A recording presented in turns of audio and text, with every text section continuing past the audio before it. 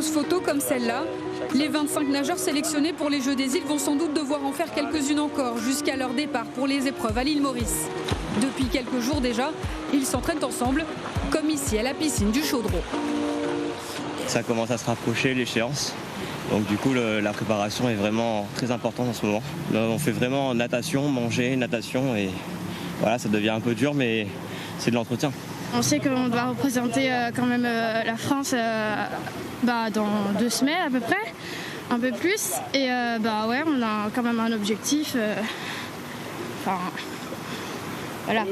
Et l'objectif, bien sûr, pour ces 10 nageuses et 15 nageurs sélectionnés pour les Jeux des îles, c'est de ramener des médailles. En or, bien sûr. On a 38 médailles d'or possibles sur les Jeux des îles et il y en a beaucoup qui vont nager sur plusieurs épreuves. Lors des derniers Jeux, on avait fait à peu près une trentaine de médailles d'or, une vingtaine en argent, 5 ou 6, à peu près de 56 ou 57 médailles au total. L'or, c'est ce qui compte le plus. Je pense qu'on va être toujours aux alentours d'une trentaine de médailles d'or sur 38 possibles. C'est l'objectif qu'on se fixe et qui est, je pense, réalisable. En attendant, ces dernières années, les rencontres avec d'autres nageurs de la zone océan Indien ont été rares.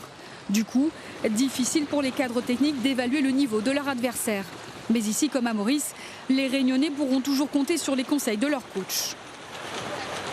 La préparation en elle-même, elle est déjà faite. Là, c'est vraiment affiner et puis repérer les petites erreurs qui pourront être commises à l'île Maurice et puis essayer de faire en sorte à les corriger. On sait que les Mauriciens nous attendent. On va pour... 2015, les nageurs réunionnais ont la réputation aujourd'hui d'être les maîtres des bassins dans l'océan Indien. En juillet 2019, ils n'auront donc pas d'autre choix que de gagner.